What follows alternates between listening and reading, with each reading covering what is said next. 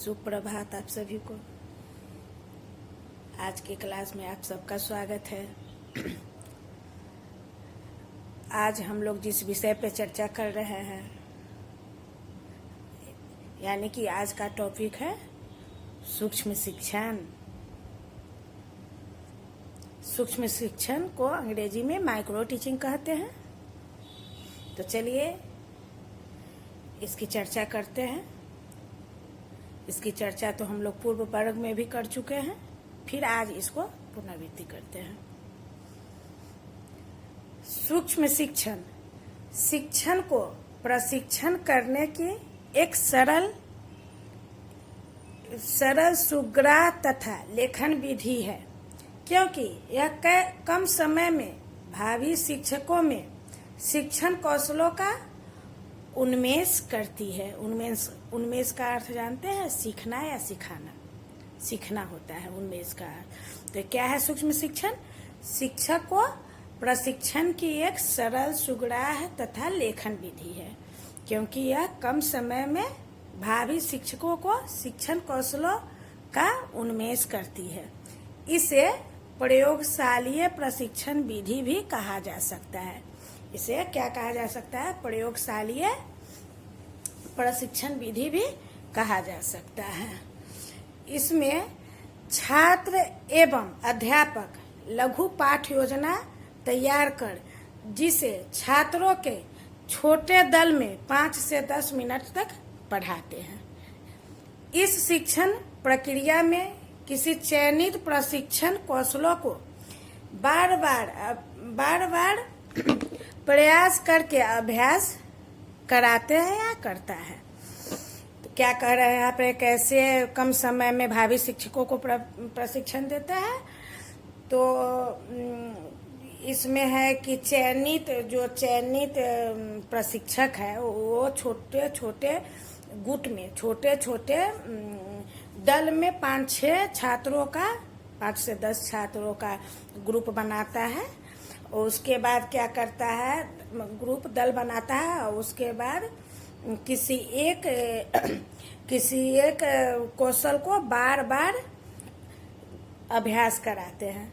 5 से 10 मिनट तक पढ़ाते हैं और किसी एक कौशल को लेकर हो सकता है। आप जो भी, जैसे कोई भी कौशल ले सकते हैं, प्रश्न कौशल भी ले सकते हैं, अभ्यास व्याख्यान कौशल भी ले सकते हैं, उदाहरण कौशल भी ले सकते हैं, प्रस्तावना कौशल, श्यामपट्ट कौशल आदि लेकर एक कौशल पे 5 से 10 मिनट तक उसकी व्याख्यान कर सकते हैं, चर्चा कर सकते हैं। तो ये क्या हुआ? सूक्ष्म शिक्षण।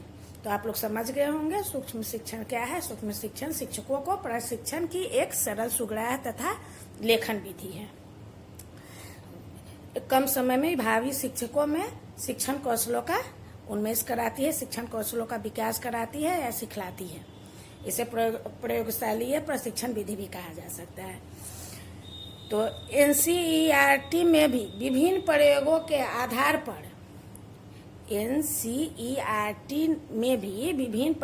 आधार पर यह निष्कर्ष निकाला है कि सूक्ष्म प्रशिक्षण विधियों की सूक्ष्म शिक्षण अन्य शिक्षण विधियों की तुलना में अधिक शक्तिशाली तथा अर्थपूर्ण है। क्या निष्कर्ष निकाला है NCERT ने भी? अन्य जो शिक्षण विधि है उसमें माइक्रो टीचिंग, सूक्ष्म शिक्षण उनके तुलना में अधिक शक्तिशाली तथा अर्थपूर्ण है। सूक्ष्म शिक्षण की सहायता से शिक्षण के जटिलताओं को सरल प्रक्रियाओं में विभक्त कर दिया जाता है। इन सरलतम प्रक्रिया की सहायता से एक विकसित कौशलों अंत में या एक साथ जोड़ा जा सकता है। इस एक निर्धारित अर्थपूर्ण शिक्षण उद्देश्य की प्राप्ति की जा सकती है। अब हम लोग सूक्ष्म शिक्षण की परिभाषा पर चर्चा करेंगे। सूक्ष्म शिक्षण की परिभाषा प्रोफेसर BK पासी के अनुसार सूक्ष्म शिक्षण एक प्रशिक्षण विधि है जिसमें छात्र अध्यापक किसी एक शिक्षा कौशलों का प्रयोग करते हुए थोड़ी अवधि के लिए छोटे छात्र समूह को कोई ऐसे संप्रत्यय पढ़ाता है। क्या प्रोफेसर BK पासी कहते हैं? उनके अनुसार क्या है सूक्ष्म शिक्षण, आपको पहले भी बता दिए हैं। छोटे छोटे गुट में छात्र अध्यापक बांट लेते हैं, किसी एक कौशल को लेकर उस पर चर्चा करते हैं। तो यहाँ पर यही कह रहे हैं, सूक्ष्म शिक्षण एक प्रशिक्षण विधि है जिसमें छात्र अध्यापक किसी एक शिक्षा कौशलों का प्रयोग करते हुए थोड़ी अवधि के लिए छोटे छात्र समूह को कोई ऐसे संप्रदाय पढ़ाता है।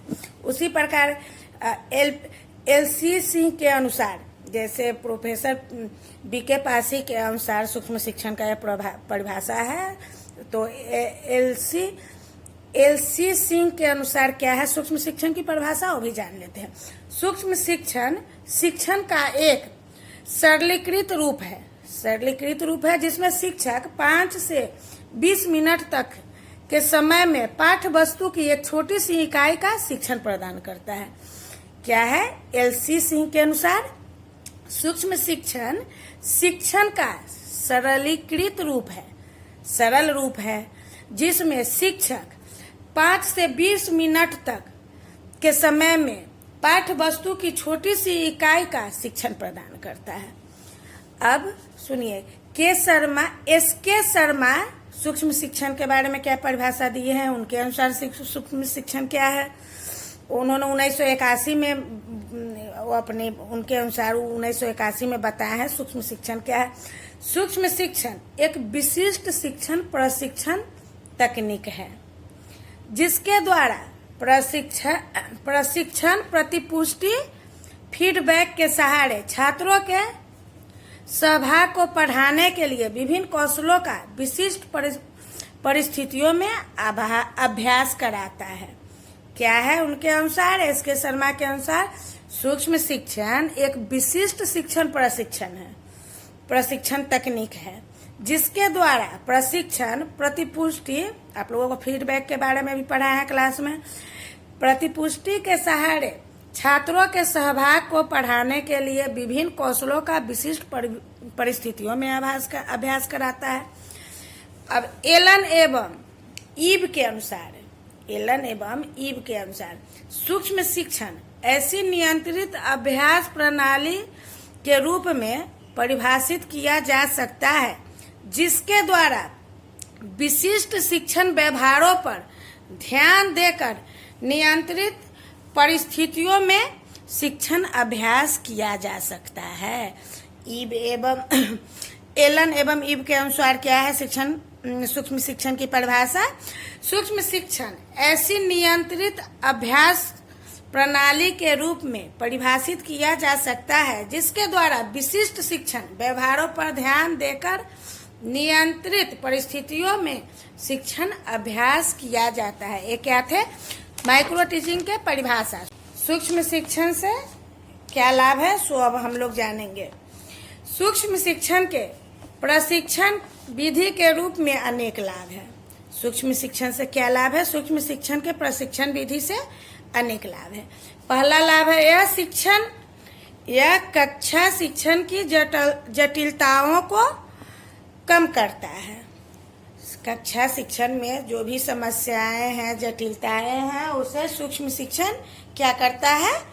कम करता है, उनकी समस्याओं को कम करता है। दूसरा, यह शिक्षण विधि प्रशिक्षणार्थी को कम समय में अधिक सिखाती है। क्या है? यह शिक्षण विधि है कम समय में, आपको इसके परिभाषा में भी बताया है, माइक्रो टीचिंग के बारे में जब बताया है उसका अर्थ उसमें भी बताया है। तो कैसे कम समय में यह है परीक्षणार्थियों को कम समय में अधिक सिखलाती है। इस विधि के माध्यम से परीक्षणार्थियों के विद्यालय में सीधा पढ़ाने की अपेक्षा छोटी कक्षा कम छात्र तथा छोटी पाठ्य योजना से शिक्षण कार्य सिखाया जाता है। क्या है? इस विधि के माध्यम से प्रशिक्षणार्थियों को विद्यालय में सीधा पढ़ाने की अपेक्षा छोटी कक्षा कम छात्र तथा छोटी पाठ्य योजना से शिक्षण कार्य सिखाया जाता है। पहले ही बताया है कि 5-10 बच्चों का छात्रों का गुट बनाकर छोटे छोटे दल में उसको बांटकर कम समय में एक टॉपिक किसी कौशल को लेकर, व्याख्यान कौशल हो, प्रश्न कौशल हो, श्यामपट्ट कार्य हो, किसी एक कौशल पे पाठ्य योजना तैयार करके वो सिखाया जाता है जो प्रशिक्षणार्थियों के लिए अत्यंत उपयोगी सिद्ध होता है। अगला पॉइंट, यह शिक्षण विधि परीक्षणार्थियों में आत्मविश्वास जागृत करती है। यह शिक्षण विधि है कि परीक्षणार्थियों में आत्मविश्वास जगाती है। यह उससे अगला पॉइंट, यह शिक्षण विधि परीक्षणार्थियों क्रमशः अपनी योग्यता अनुसार शिक्षण कौशल पर अपना ध्यान केंद्रित करते हुए उन्हें विकसित करता है और सीखने का प्रयत्न करता है। अगला पॉइंट है क्या है, परीक्षणार्थी क्रमशः अपनी योग्यता अनुसार शिक्षण कौशलों पर अपना ध्यान केंद्रित करते हुए उन्हें विकसित करता है और सीखने का प्रयत्न करता है। उससे अगला पॉइंट, प्रतिपुष्टि यानी फीडबैक संपूर्ण तथा सभी दृष्टिकोणों को अंगीकार करती है। अगला पॉइंट, प्रशिक्षणार्थी का वस्तुनिष्ठ मूल्यांकन किया जाता है। सूक्ष्म शिक्षण से शिक्षण प्रक्रिया सरल होती है। सूक्ष्म शिक्षण से व्यावसायिक परिपक्वता विकसित होती है। सूक्ष्म शिक्षण से परीक्षणार्थियों को शिक्षण प्रक्रिया पूर्ण रूप से स्पष्ट हो जाती है और वे अपने शिक्षण कार्य भली भांति समझ लेते हैं। सूक्ष्म शिक्षण के द्वारा परीक्षणार्थी शिक्षण कौशलों पर पूर्ण अधिकार प्राप्त कर लेते हैं। फलस्वरूप वो कम समय में वांछित कौशलों का कुशल उपयोग करने में सक्षम हो जाते हैं। सूक्ष्म शिक्षण में शिक्षण कौशलों का अभ्यास वास्तविक जटिल परिस्थितियों की अपेक्षा अधिक सरल परिस्थितियों में कराया जाता है। सूक्ष्म शिक्षण परीक्षणार्थी के व्यवहार परिवर्तन में अधिक प्रभावी होता है। सूक्ष्म शिक्षण यदि यथावत परिस्थितियों